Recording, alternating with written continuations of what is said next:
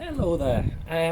So we're getting on with some more car videos, and this time thought we'd do a bit of work on the Vauxhall Zafira. So haven't done much on this for a while now, but what I'd like to do is I'd like to upgrade the fog lights to have daylight running, because unfortunately this is one of the earlier models that doesn't have daylight running, and I would like to fit them. Now you can buy the official headlight modules, but these are very expensive bits of kit, so we're going to be retrofitting them.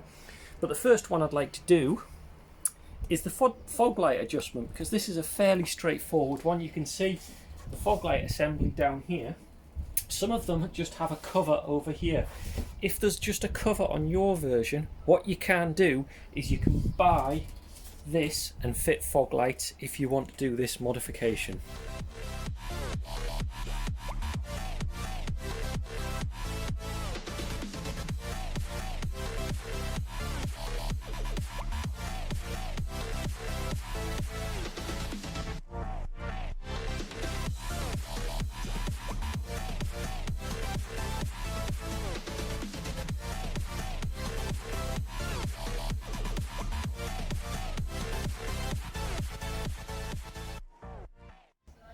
So what we're going to be doing is we're going to be using these fog light and daylight running modifications. They may need a little bit of adjustment to work. You can see they're wired in two ways. One is this pair here, which is for the LED ring on the outside, which is the daylight running part, and then the central component is your fog light, so you're not losing your front fog lights. So what we'll need to do is we'll need to run an ignition feed down to power the daylight running component, and then connect this into the standard fog light setup. Now what I've done is I've gone based on what I've read online about the dimensions, checked the diameter of the existing along with this. It's not very easy to see here, but it's approximately the same, but we're probably going to have to do some modifications, because these, although they say they're compatible, they're just a cheap eBay version. You can see they don't have the official brackets or anything like that. So what I'm going to do is we'll take the fog light off. I'll show you how to get at it and how to take it out. It's fairly straightforward, and we'll see what the compatibility is like. Now, to make things easier for me, I've got the car up on ramps, which gives you loads of nice access to get underneath it. No crawling about, or not too much crawling about anyway. If you don't have ramps, then jack one side of the car up, axle stand, and make it all safe, and do it like that. It's just as easy. But let's get underneath and I'll show you how to take the fog lights out. There you can see it's removed, and where you can see the red clip, that's one side where it screws in, and you can just see the other side of the bracket there. The connector, it's a fairly straightforward, let me get it around the right way, push fitting. So squeeze and pull it and you can remove it. And here we have the removed fog light.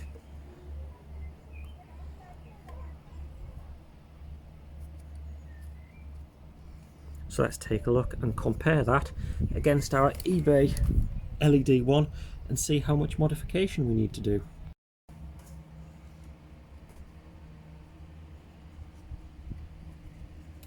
So this is the left hand side, goes like this. So looking at the assembly, looks like it's not going to fit that easy. So I think what we'll do is we'll take the back off here and we'll take a look at the insides.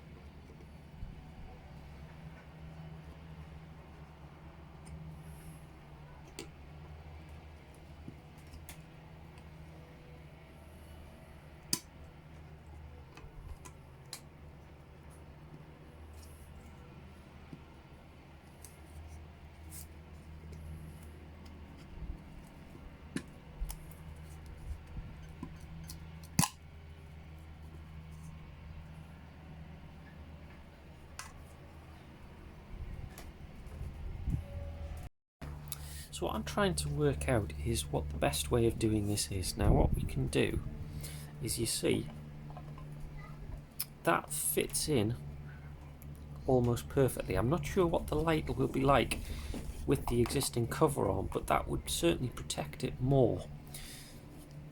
So there's a couple of ways. The problem we've got is that with this being angled, what the light inside is trying to do is that.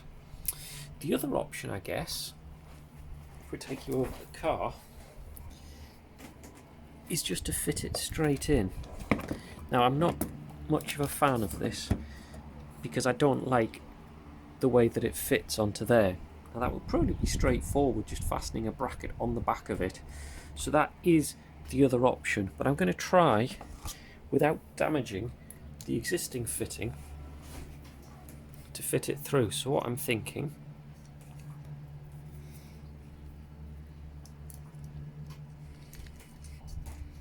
and again, if needs be, I can undo all of this and return the car to stock. I don't believe in making changes that can cause permanent damage or something that you can't undo later.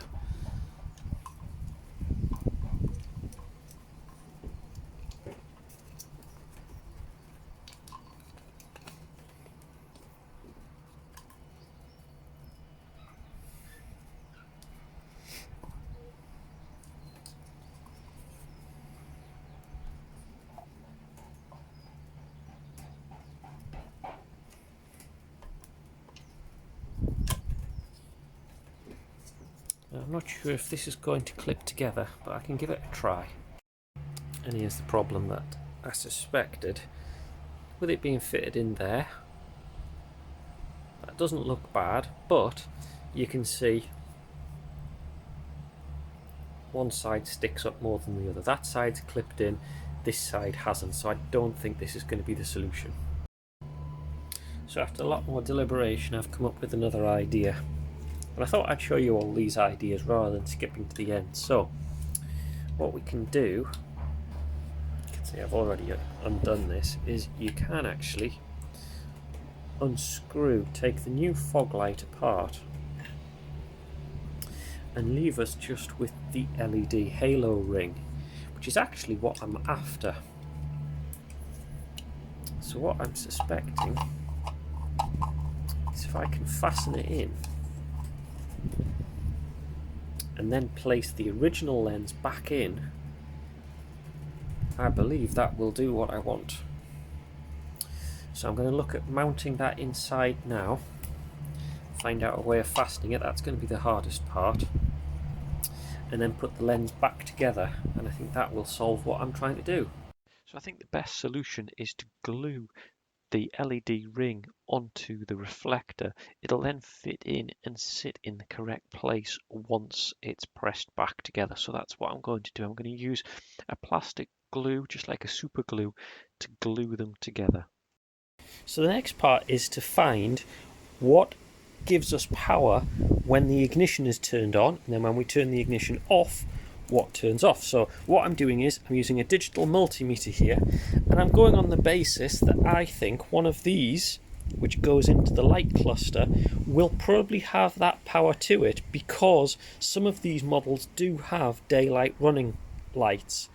So my suspicion is that there will be an ignition switched feed into here. So what I'm going to do is, I've got this grounded against some of the bodywork, and I'm going to take the probe and I'm going to work my way through each of these pins and look for 12 volts. So turn the ignition on, seek for 12 volts one at a time.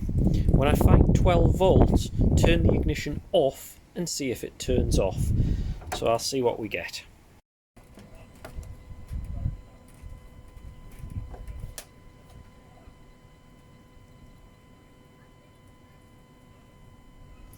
Ignore those low voltages.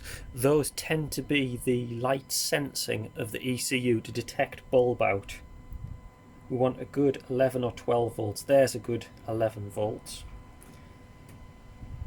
There's another good 11. Nothing.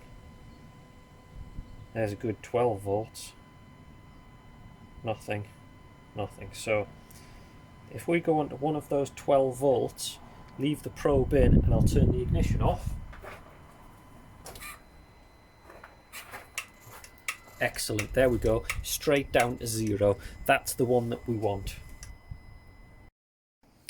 So what I've done to make it easier is I've taken the back plastic cap off. Now you won't need to do this because I've done it for you. And what I've done is I've worked out it's this black wire here. So what that means, and it's just plain black, there's no other colour stripe or anything, because there is a black and white. You can't actually see that on camera, sorry. There is actually a black and a white stripe there. It's not that one, it's just the pure black wire. So what I'm going to do is I'm going to carefully strip a little bit of this back, and then we can tap into the wire here and feed that down for our daylight running lights that we're going to run down to the fogs. So now what I've done is I've used one of these. Now these aren't great, most auto electricians don't like these things. What they do is they chew into the wire and make an electrical connection between two other wires. So what I've done is I've used that on our black wire, and I've used a couple of red wires that I'm going to feed. So one's long enough to go to the far side for the other side, and one is just going to drop down and do that. Now you see I've got a little bit of a tail sticking out there. Let me just take that off,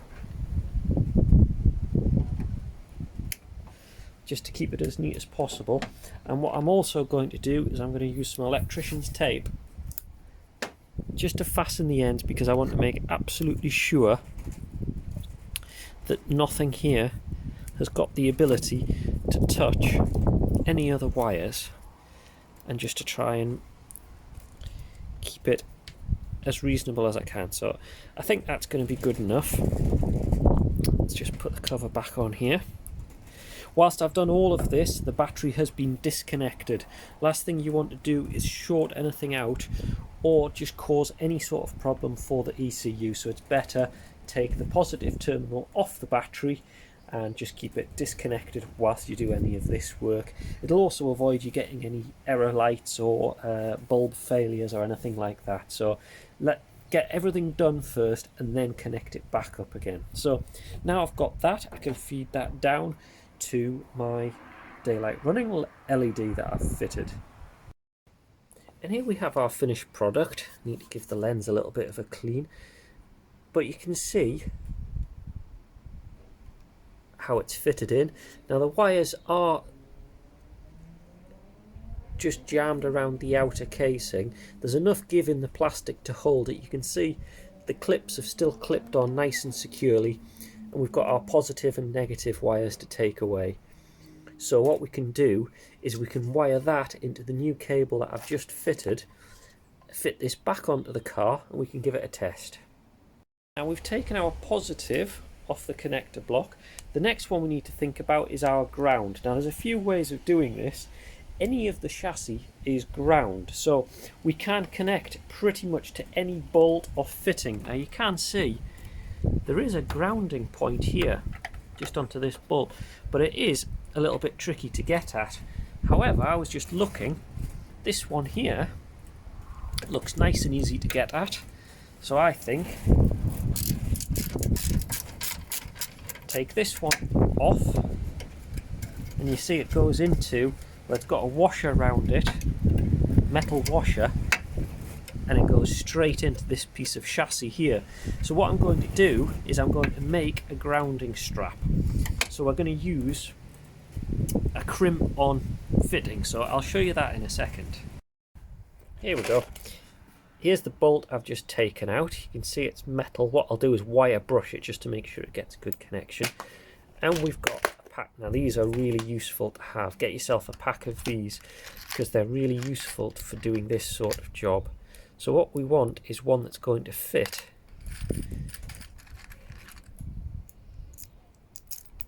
as snugly as we can. I think that looks like that's about as good as I'm going to get on this one. You can see, so long as it makes a good enough fitting like that, and when we screw it back in, it'll hold it nice and snug. Just check, yeah. So what I'm going to do, wire brush that and then crimp on the ground wires that's going to go back to the fog light.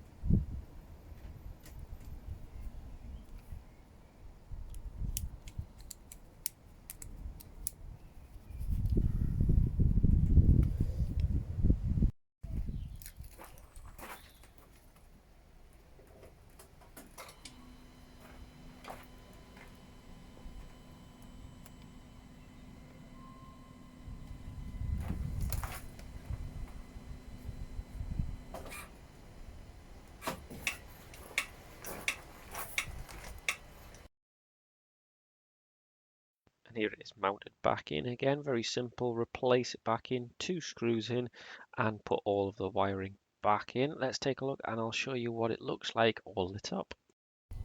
So as always, thank you so much for watching. Please do put a like down below. Remember to subscribe down the bottom as well. Loads more videos coming up, cars, various fixes, things like that. And I shall see you in the next video.